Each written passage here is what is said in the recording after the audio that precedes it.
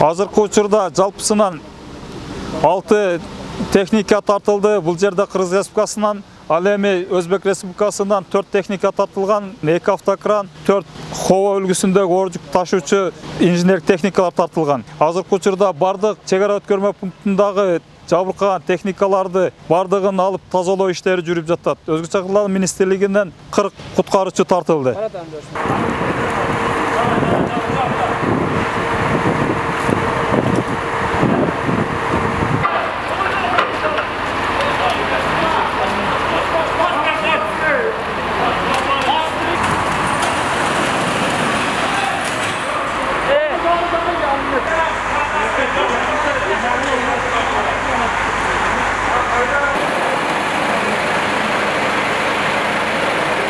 Өзбекстандын куткаруучулары менен жана биздин куткаруучулар биргелешип, аябай ынтымак иштеп, ошо бүт толук жумуштарын жасап атышат.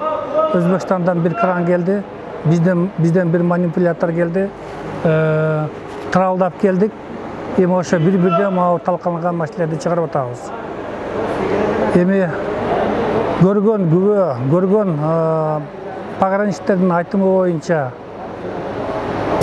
келген трал кыйкырган боюнча келиптир, колдорун шилтеп, өздөрү да кыйкырып, элдерди качкыла деп.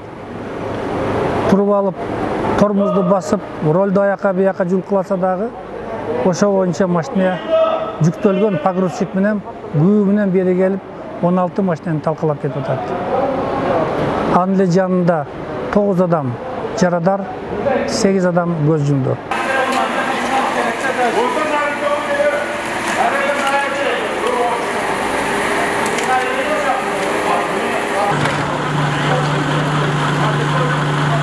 Bugungi bo'lgan avtohalokat oqibatlarini bartaraf etish maqsadida Favqulodda vaziyatlar boshqarmasidan 2 ta maxsus texnika va maxsus ekipaj jalb etilib, mazkur favqulodda vaziyatni bartaraf etish oqibatlarini bartaraf etish ishlarida biz Qirg'iziston Respublikasi Favqulodda vaziyatlar boshqarmasi va vazirligi bilan hamkorlikda birgalashib bartaraf etish ishlarini amalga oshiryapmiz.